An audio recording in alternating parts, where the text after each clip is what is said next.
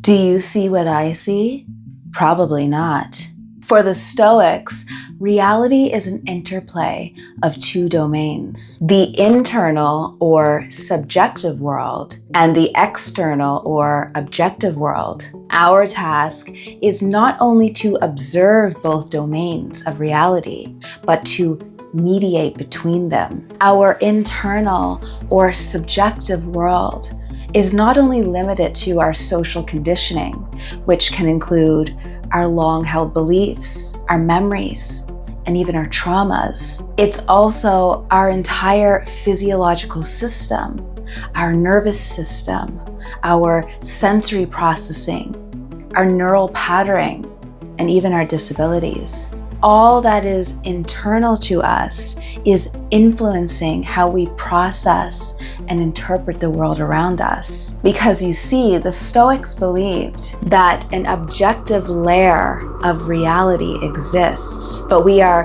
immersed in our own subjective experience, each having a unique encounter with the world. Most of us move through life assuming that we are in a shared perception of reality. We rarely question the possibility that what appears true to us is heavily filtered through our own conditioning and internal state. Let's do a thought experiment so we can observe objective reality in action. Imagine there is a scientist, a carpenter, and an injured person standing in an empty white space with nothing but a wooden chair sitting at the center. They can all agree on the objective reality that the chair exists, but although the chair is the same, the experience of the chair will differ dramatically depending on each person's internal state. For the scientist, the chair is a physical object.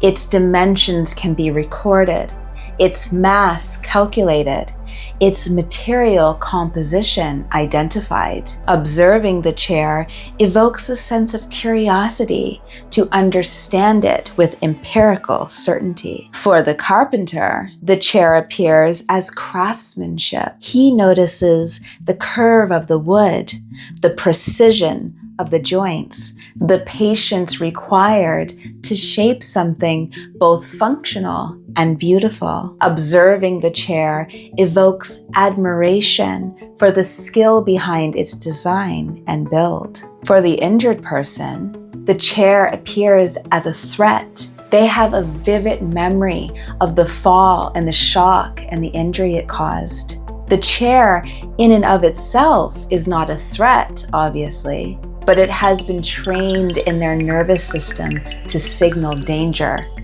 Observing the chair evokes fear, tension, and anxiety for them.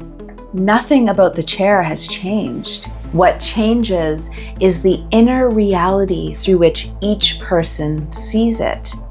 Their subjective reality, whatever objective reality there may be, we never encounter it directly.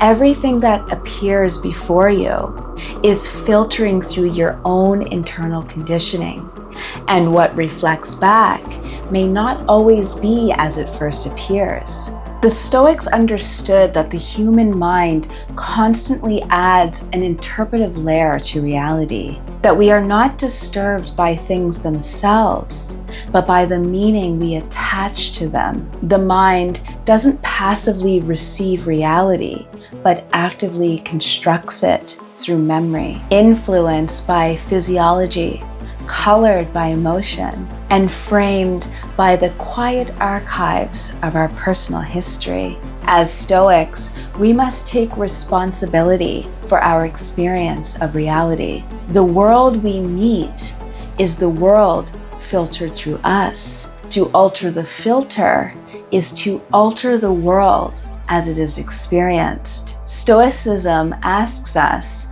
to participate in this rendering process consciously, to recognize that our experience of reality is co-created and that self-command begins at the point of inquiry, where we question the lens through which we see.